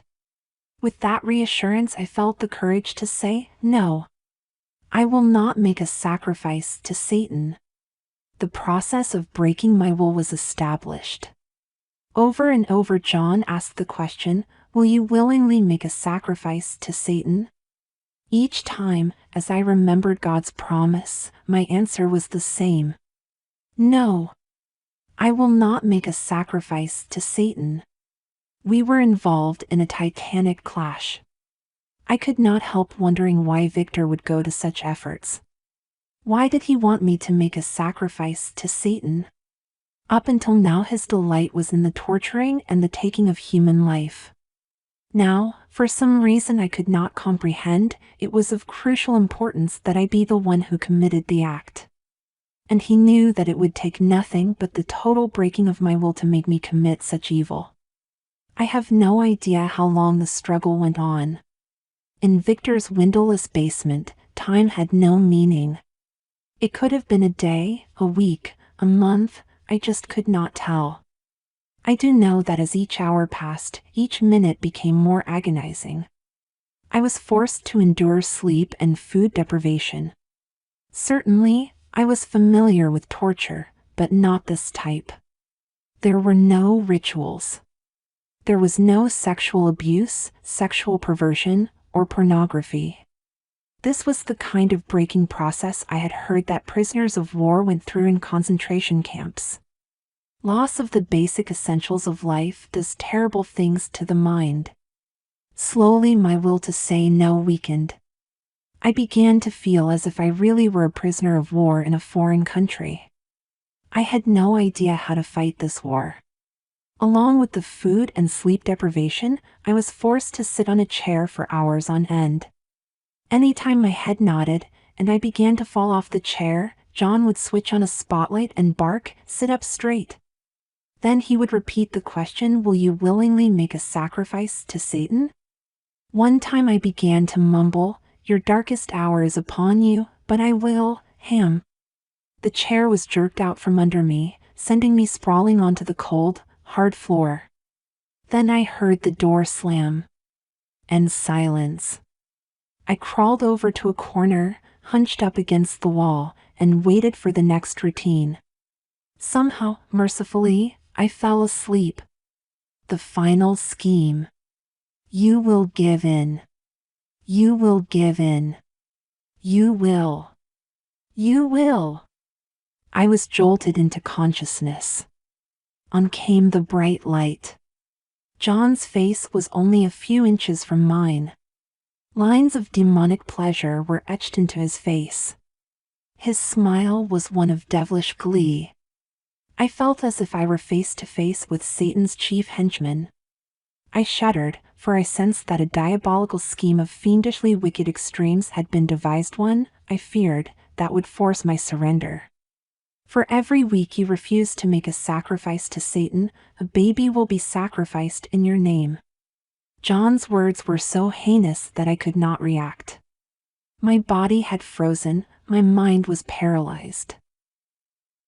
John uttered the words again, this time yelling at the top of his voice. I could feel his breath against my face as he screamed, "Did you hear what I said?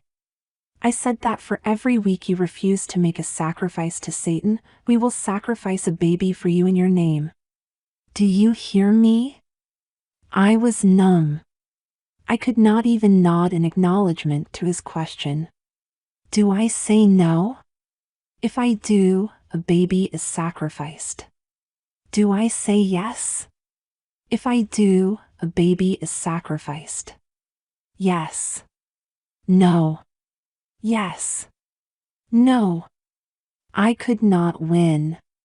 The next Saturday night I was abruptly awakened by the horrible screams of a baby being sacrificed. The sounds were coming from a tape recorder that John had put beside me. As I shot up from the floor, he spoke only 2 words, "Number 1. The next week I heard, "Number 2. The method had its calculated effect, horror mixed with guilt. Still, my mind mercifully rationalized that they were only pretending that a baby had been sacrificed. After all, the baby's screams were only from a tape. Maybe it was just a wicked trick. In a desperate attempt to free myself from this impossible decision, I declared over and over again, yes, a wicked trick. That is what they are doing. They are trying to fool me. And so, I continued to hold out. I was strong again. Nothing was going to make me sacrifice a baby to Satan. Hell in a barrel. It was a Saturday night. Sometime around midnight, I was rudely awakened. Before me was a large barrel, like an oil drum. I was lifted up and dropped into the barrel, and a lid was closed over my head. The darkness was total. And the silence. A few minutes later, the lid was opened and something was dropped on top of me. As it slid down my skin, another something was dropped on me, and another, maybe 3 or 4. The last object was positioned directly in front of me, on top of my stomach. Then the lid was slammed shut. Again, there was only darkness and silence. There was a smell. A horrible smell. What could it be? With so little room in my small prison, I slowly maneuvered my arms and hands above my knees so I could grasp the last object that was put in. There is no right way to tell you this. There are no right words to choose. However, this experience is so crucial to your understanding of my decision, the impossible choice between the yes and no, that I must include it. Slowly, fearfully, I touched the object that was pressing against my stomach. It took only a few seconds to realize it was a small body. A baby's body. It was lifeless, but not stiff. It had probably been sacrificed that evening, just a short time before. Something within me wanted to cradle the baby in my arms. But fear gripped me. I knew what they did to babies in their sacrificial rituals. Mutilation. Skinned alive. I could not bear to explore any further. I thought I had known fear. I thought I had known rage. I thought I had experienced every emotion possible. But at that moment I felt emotions that I could not put into words. For I realized that the objects Victor and John had dropped into the barrel were bodies of sacrificed babies. 3 or 4 weeks had gone by since I had first said no. There were 3 or 4 objects in that barrel with me. I tried to scrunch myself into a tiny ball so the bodies would not touch me. It was useless. Even in the darkness with my eyes closed as tightly as possible, vivid images of the bodies of these babies flooded my mind. I could not take it anymore. I began to scream in torment and anguish. No words, just screams. Suddenly the darkness turned to light. The lid of the barrel was taken off. One by one the bodies were removed. I shut my eyes. I refused to see. Ever so slowly I heard Victor say, "Number 1." Then John followed with number 2. They took turns counting the bodies as they removed them. With each number I felt another sentence of guilt descend on me. I began to scream again, in a vain effort to block out their pronouncements of guilty. At last, I was lifted out of the barrel. I crumpled to the floor. All strength had been drained from my body. I did not want to see. I did not want to feel. I did not want to hear. But here I did. When John assaulted me with that same, never-changing question. "Now, will you willingly make a sacrifice to Satan? You will now, won't you?" I tried to think of the words I had clung to for dear life, the words of God, His promise. But they were gone. All I heard were the sounds of Victor and John's devilish snickering. They picked me up and sat me on a chair. I was face to face with them. I could see the look of triumph on their faces, that look of final victory. This had been no game. They were not pretending after all. This was for real. And I knew it would go on and on until I surrendered. They had no morals, no values, no conscience. Nothing would stop them unless I gave in to their diabolical, unholy demand. I was damned if I did and damned if I did not. They forced me to look at the babies they had dumped on the floor. Then John repeated the question. I grabbed my stomach, bent forward, and threw up. After an anguished groan, I whispered, "Yes." Louder, John demanded. "We cannot hear you." I lifted my head and screamed at the top of my voice, "Yes." It was over. I was broken. Brainwashed. Chapter 7. Halloween night. Victor sent for me on Halloween. That is one of the most important dates on the satanic calendar, the celebration of death. "This is your night," Victor informed me when I arrived at his home. I did not need to ask what he meant. A few minutes later, after receiving a heavy injection of sedatives, I climbed into the backseat of Victor's car. As usual, I was blindfolded. This time I did not mind the blindfold, because I did not want to know where I was going. I just wanted this to be over as fast as possible. During the ride, my mind shifted into neutral. In fact, I was almost calm. It was as if this night was not really happening. I felt as if I were moving in a dreamlike trance. As I felt the car slow down and make an abrupt turn, the blindfold was removed. There it was, a church. No, God. Not in a church. Please, God, not in a church, my heart cried. Victor turned around in the front seat to look at me. The pain in my heart must have registered on my face. He grinned that devilish grin I had seen so many times before, and with a sound of delight he said, "That is right. A church. Just the right place for someone who worships God, don't you think?"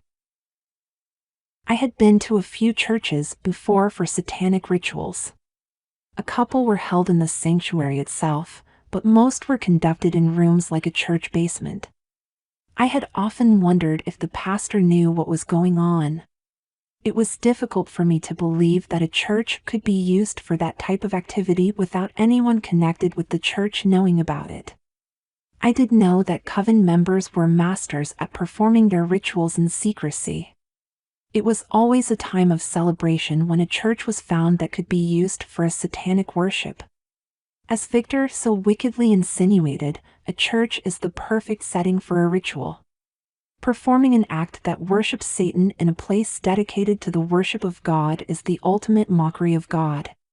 And mocking God is the highest pleasure of Satan. That is why the cross is turned upside down. This is why the Lord's Prayer is read backward and the communion drink is a mixture of blood, urine, and wine. My belief in God had been a great source of displeasure to Victor. I have to think that he knew it was my faith in God that had kept me together through all those years. No doubt, that is one of the reasons why a church was chosen for the ritual in which I was to make a sacrifice. Victor knew that the conscience of my heart would be seared even deeper. Perhaps he also had hopes that the church setting, the ritual, the sacrifice, and the cemetery so carefully devised would make me feel such guilt that I would turn against God, curse him, and perhaps even give in and join the forces of Satan. The car rolled to a stop in a dark corner of the parking lot behind the church where it could not be seen from the road. We got out and entered a side door to the church. Though it was very dark, I knew the moment we walked into the room where the ritual would be held.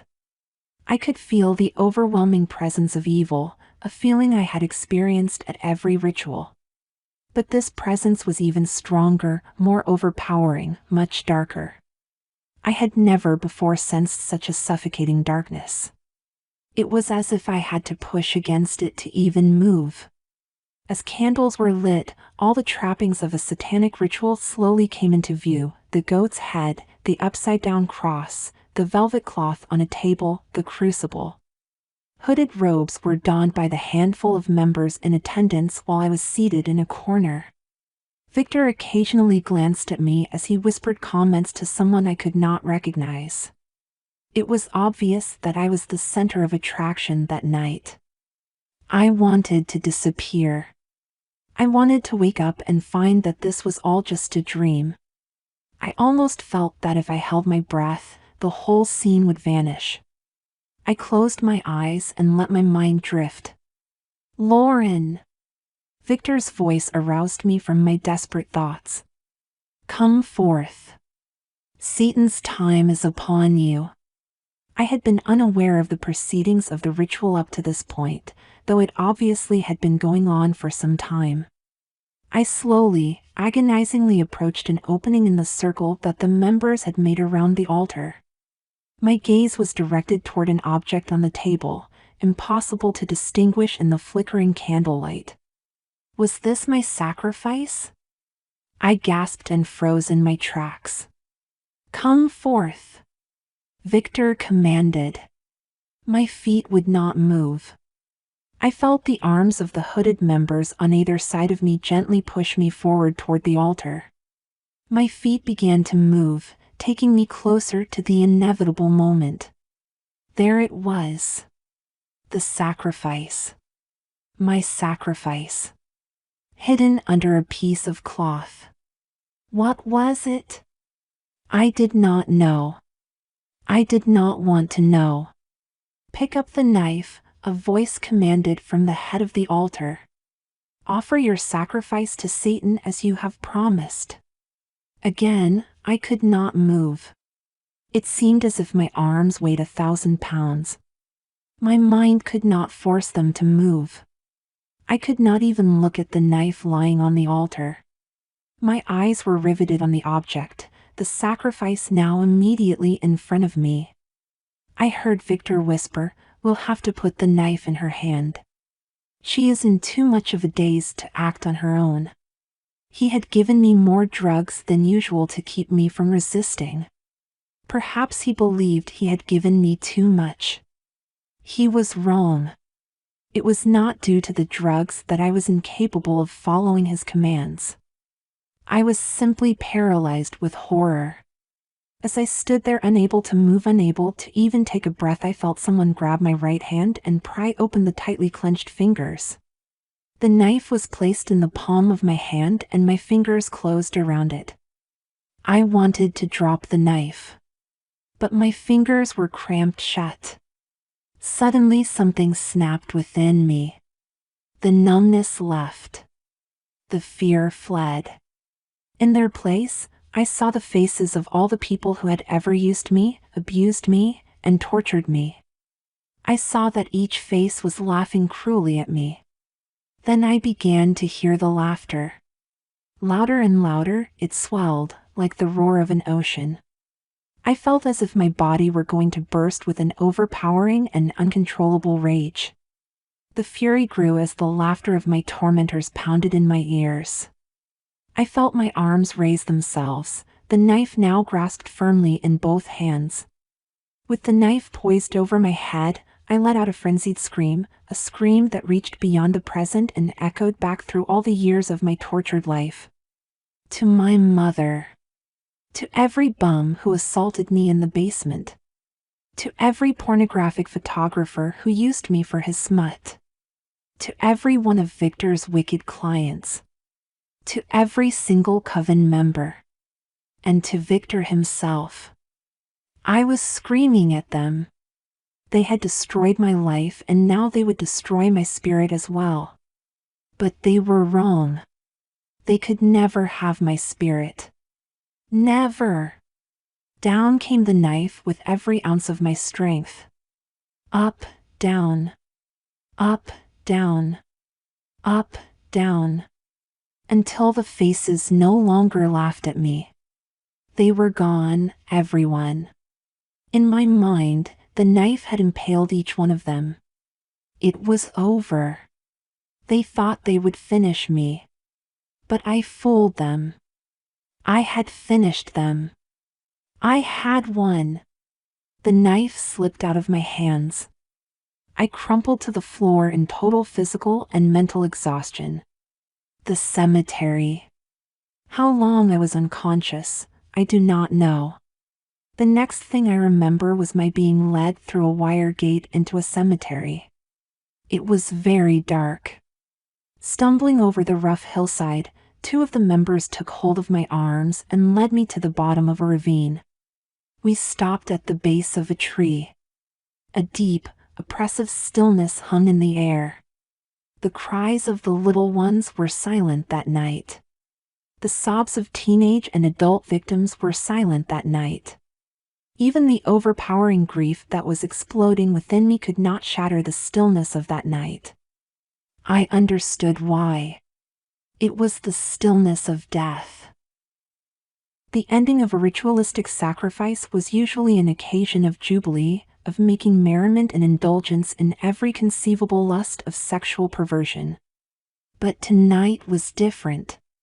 The mood was a total antithesis to the usual revealing. There was no jubilation, no merriment, no sexual orgies. The small group of coven members who had followed the high priest into the cemetery silently formed a circle around a small plot of ground near the tree. Even as they began their usual humming and chanting, they did so in such hushed voices that I could barely hear them. I could not put my finger on the reason, but something was different. My body, still supported by 2 others, stood in the circle. But my mind had mercifully turned itself off. I was in a confused state of mental and emotional shock. Mental comprehension was impossible. I could only obey orders mechanically, not mentally. Victor, the high priest, raised his arm. The chanting ended in obedience to his signal. Not a sound was to be heard. I began to tremble uncontrollably. Even though I felt very cold, beads of perspiration rolled down my face. At that moment, light from the candles revealed the outline of a shovel that a coven member was holding in his hands.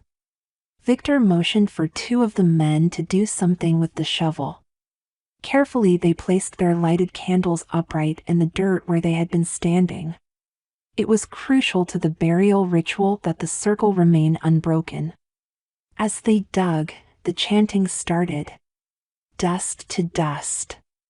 Earth to earth. Back to Satan whence it came. Dust to dust. Earth to earth. Back to Satan whence it came. Though the words were chanted in hushed voices, the words seemed to reverberate throughout the ravine and grow, as though they would surround every hillside, mountaintop, valley, and city across the country. Dust to dust. Earth to earth. Back to Satan whence it came. Over and over and over and over. My God, will it ever end? As the chant crescendoed, my heart began to pound with the beat of each syllable, until it felt as if it would explode in my chest. Nausea swept over me, and those on either side strengthened their grip, bearing more of my weight. Just as suddenly as the chant of death began, it ended. Once again, a shroud of deadly silence settled on the group of evildoers like a cloak of dense fog. The 2 coven members had finished digging a shallow hole. They returned to their places in the circle, being careful to pick up their candles without putting out the flame. The flame must not go out, just as the circle must not be broken. Then I saw the object. It was covered with a cloth, lying in the center of a pentagram that had been drawn on the ground with chalk. I tried to pray. God, do something. Get me out of here. Let me die, God. I want to die. Get me out of here, God. My prayer trailed off as I heard a voice coming from afar off. I could not hear the words. I did not want to hear the words. But want to or not, I began to hear the high priest call my name. Lauren. I do not know how many times he called my name. But each time I heard it, the sound came closer. Lauren, Lauren, his voice commanded my attention. I could ignore it no longer. The look of evil in Victor's eyes cut through the darkness of the night. I tried desperately to look away, but somehow I was transfixed by his glare. His stare of evil was so intense that I began to feel evil. Victor was in control. I was powerless. I was truly his captive, subject to his every whim, to his every demonic desire. As Victor raised his right arm, the 2 gems in his ring focused my attention. Those gems represented the eyes of Satan. Victor wore that ring only during rituals. A special incantation had been chanted over that ring when he became a high priest, supposedly giving the stones supernatural power to summon demons. I had seen the ring many times before, but never had those gems glowed like they did this night, as though the fires of hell were shining from the very center of the ring. I felt as if they were summoning me to step forth into the middle of the circle by the tree. I feared that if I tried to step out from under the support of the 2 coven members who were holding me, I would collapse. To my amazement, as I took that first step with my eyes still transfixed on Victor's ring, strength flowed into my legs. As I walked toward the tree, the chanting began once again. Dust to dust. Earth to earth. Back to Satan whence it came. Suddenly I thought, oh my God, they are going to bury me alive. I cannot say that I became more terrified, for I was already as terrified as I could get. But I felt a sudden panic to run as fast as I could. Run, run, run, run. The words raced faster and faster through my mind. I knew, however, that I would not be able to break through the coven's circle. I stumbled as my foot touched something, freeing my eyes from the spell of Victor's ring. I looked down to see what my foot had touched. There it was again, at my feet. Instantly my thoughts returned to the church altar. Bits and pieces of the ritual flashed across my mind. The altar, the faces of my tormentors, the knife, the rage, and the screaming. Round and round the memories flashed in a frenzied whirl. Waves of nausea swept over me, and I felt myself beginning to faint. Victor's stern voice jolted my thoughts back to the graveyard. Your sacrifice. He was pointing at the object on the ground in front of me. Dust to dust. Earth to earth. Back to Satan whence it came. Return your sacrifice to the Father, Satan, Victor commanded. Obviously, I was expected to pick up the sacrifice. I let out a scream that should have woken the very dead. No. I am certain that my involuntary scream spared me from having to touch the object. Victor must have realized that I was beyond my limit of endurance and that I was in danger of risking their safety. Victor bent down and laid the object in the shallow, gravel-like hole. Dirt was hurriedly shoveled over it. Then, obviously nervous, he hurriedly ushered the coven members away from the gravesite. I looked back one time. I could not quite comprehend what I had done, if anything. I really did not want to know. Still, I felt an undefinable need to look back. At that moment the moon broke through the clouds, casting enough light on the gravesite for me to see the shadow of a Satanist who had remained behind. He was doing something to the ground. I knew that he was doing one of two things that were always done immediately after a sacrificial burial. He was either digging the sacrificed object back up or he was disguising the grave and leaving the sacrifice for a removal soon after. Satanists rarely leave a sacrifice buried. For one thing, it is too dangerous.